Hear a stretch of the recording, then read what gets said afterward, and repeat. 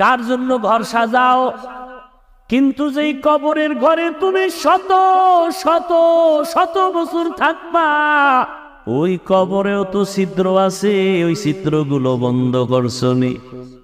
ও বান্দা, ওই ছিদ্র দিয়া সাপ ঢুকবে, জাহান্নামের আগুন ঢুকবে, ওই ছিদ্রগুলো বন্ধ করো এখনই, মরার পরে বন্ধ করা যাবে না।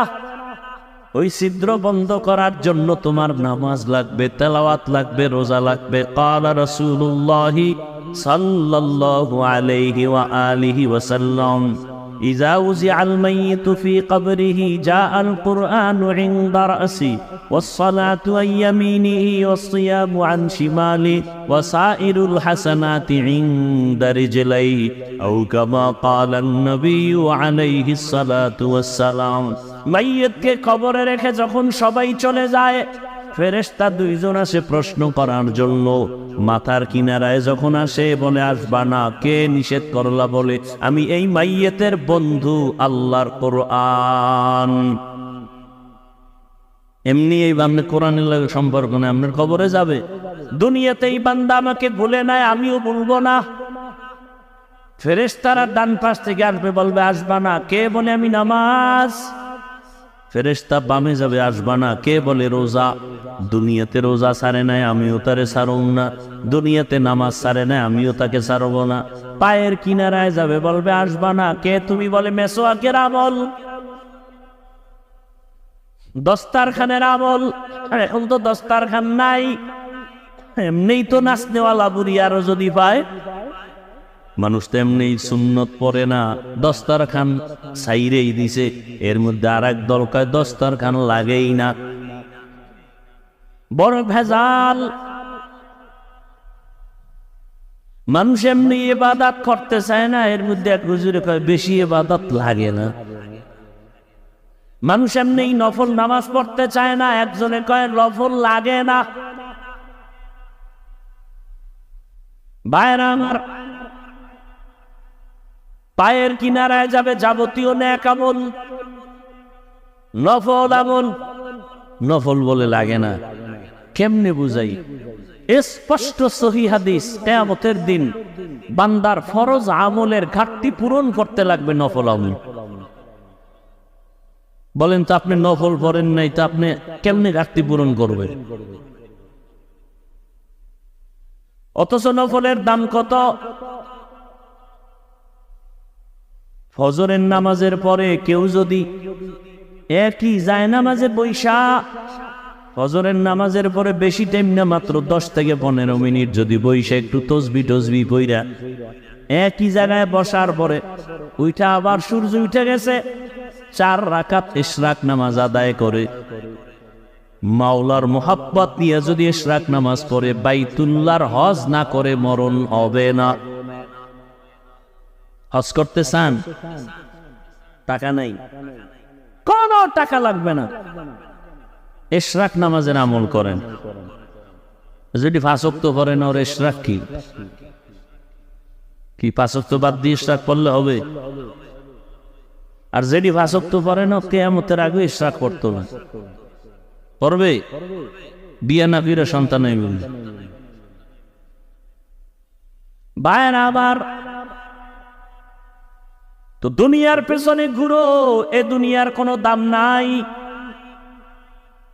রহমতের নবী বলেন, একটা মশার পাখার দাম আছে আল্লাহর কাছে, দুনিয়ার দাম নাই। তো ফাটাইছে কে? দাম নাই। আমরা তো জোর করে আইছি। কে পাঠাইছেন? আল্লাহ পাঠাইছেন, আমরা তো আসি নাই। যে দুনিয়ার দাম নাই, সেই দুনিয়ায় পাঠাইলেন কেন? এটা বোঝানোর জন্য আমি প্রায় সময় উদাহরণ দেই। একজনে কোটি টাকা ব্যয় করে 5 তলা বিল্ডিং করছে, টাইলস মোজাইক দিয়ে সুন্দর করে। বেতাগী বাজারে ঘোষণা দিয়ে দিছে বিল্ডিং ভাড়া হবে, ফ্ল্যাট ভাড়া হবে। ভাড়া নেনেওয়ালারা দেখা খুব সুন্দর একটা বিল্ডিং, টাইলসের উপরে চেহারা দেখা যায় বিদেশি দামি চায়না টাইলস, আকিক পাথর লাগানো।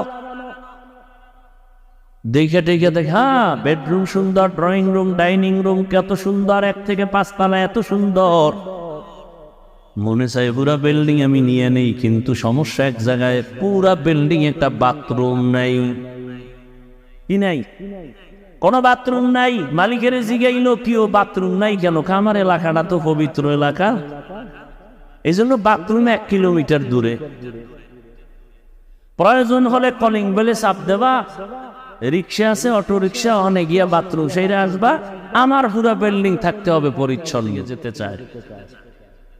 নাম্বার 2, জেলখানায় যখন ঢুকায় দেওয়া হয় তখন তার আর স্বাধীনতা থাকে না, মন মতো চলতে পারে না, পেটে ক্ষুধা আছে চাইলেই খানা খেতে পারবে না, পা আছে চাইলেই দৌড় দিতে পারবে না। দুনিয়ায় যারা আল্লাহর প্রিয় মুমিন, এরাও মনে চাইলেই তারা খাইতে পারবে না, হিসাব করবে খানাটা হালাল না হারাম। যারা আল্লাহর প্রিয় মুমিন, এরা পাও থাকলেই হেঁটে যেতে পারবে না, আগে চিন্তা করবে কোন দিকে রওনা দিলাম, যেই দিকে যাব ওই দিকটা কি আমার আল্লাহর পথ নাকি আল্লাহর বিরুদ্ধে শয়তানের পথ? আমি কি মসজিদে যাইতেছি নাকি যাত্রার প্যান্ডেলে যাইতেছি? একজন মুমিন যে এসে ঠিক মতো হিসাব করবে, খানা দানার সীমাবদ্ধতা, চলাফেরার সীমাবদ্ধতা, ঘুমের সীমাবদ্ধতা। এজন্য রহমতের নবী বলেন, দুনিয়া সিজনুল মুমিন ওয়া জান্নাতুল কাফির। দুনিয়াটা মুমিনের জন্য জেলখানা, বেঈমানের জন্য বালাখানা। সংক্ষেপ সার কথা হলো, যত কষ্ট মুমিন দুনিয়ায় পাবে, মৃত্যুর পরে শান্তি শুরু হবে আর শেষ হবে না। যত কষ্ট বেঈমান মরণের পর পাবে আর শেষ হবে না। শান্তি দুনিয়ায়, মুমিনের কষ্ট দুনিয়ায়, শান্তি পরকালে। বেঈমানের শান্তি দুনিয়ায়, কষ্ট পরকালে। কিন্তু আলহামদুলিল্লাহ, বড় মজার কথা, যারা আখিরাতের শান্তির জন্য দুনিয়ার কষ্ট মাথা পেতে নেয়, এক পর্যায়ে দেখা যায় দুনিয়ার কষ্ট তাদের কাছে কষ্ট থাকে না। যেমন বেনামাজিরা নামাজ পড়তে ওঠার বোঝা মনে করে, কিন্তু যারা খাঁটি মুমিন, এরা নামাজ না পড়লে কেমন যেন খাওয়া পেটে ঢুকে না, ঘুম হয় না। মসজিদে না গেলে ভালো লাগে না, মসজিদে ঢুকলেই আরাম। গরমের সময় এসি লাগানো, কত আরাম। শীতের সময় বাইরে কষ্ট, মসজিদে যাবেন গরম লাগে, বড় আরাম। তাহলে মুমিন কষ্টকে তখন আর কষ্ট মনে হয় না।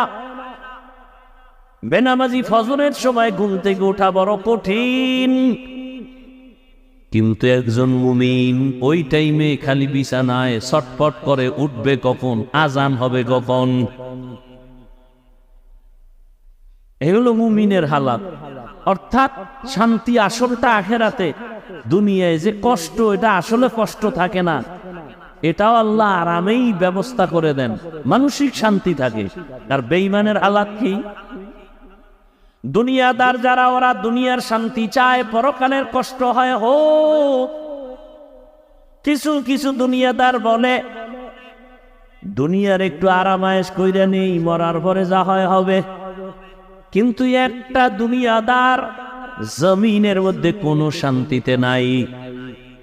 দুনিয়াদারেরা আল্লাহ ছাইরে দিছে, নবী ছাড়ছে, নামাজ ছাড়ছে, একটাই কারণ, দুনিয়াতে শান্তি চায়, সম্মান চায়। সব দুনিয়ার দারেরা কি চায়? শান্তি আর সম্মান। আল্লাহর জাতের কসম, একটা দুনিয়াদারেরাও দুনিয়াতে শান্তিতেও নাই, সম্মানেও নাই। একটা দুনিয়াদারও। কি মনে করেন বিল্ডিং শান্তি দেয়? বিল্ডিং 10 তলা বিল্ডিং এর মাস্তানি করে কি লাভ হবে যদি বিল্ডিং তুইয়া জঙ্গলে পালাইতে হয়? সুইস ব্যাংকে টাকা রেখে কি লাভ হবে যদি সেই টাকা বংশের কেউ খেতে না পারে? কথা বুঝেননি? ভালো করে বুঝেন। শান্তি আছে নাই, বরং যার যত টাকা সম্পদ বেশি তার মাথা গরম বেশি। ওদিকে মাইয়া দিয়েও শান্তি নাই, ছেলে দিয়েও শান্তি নাই, বউ দিয়েও শান্তি নাই। এরপরে যদি আবার ডবল লয়তেও হয় কি, আছে না? টাকার বাহাদুরি করে, এক কথায় ওদের মতো অশান্তিতে কেউ নাই।